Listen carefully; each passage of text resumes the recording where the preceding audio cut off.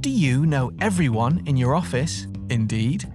And even that guy who gets almost €4,000 for nothing? Yeah, you have such. He's called Search. Hi.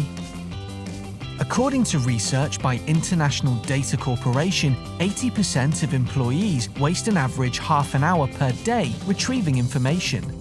This causes approximately 125 hours per year of wasted time, or €3,750 of average salary paid for nothing. We found that the most common obstacle to finding a file is that people usually remember what it's about, but not its name. And what makes it even worse is that nowadays we have to search in different places, such as cloud storages, attachments in email agents and messengers, Google Drive, OneDrive, Dropbox, and so on.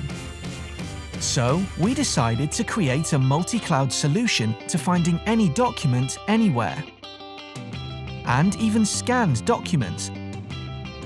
We created ExploriFile, which you can connect to any popular cloud storage and search by the context, instead of searching just by name or metadata. Due to the combination of full-text search and optical character recognition, we provide accessibility to any text document and documents in image formats, so you can reach and manage all your documents from one place. Stop searching and start finding. Get free trial now.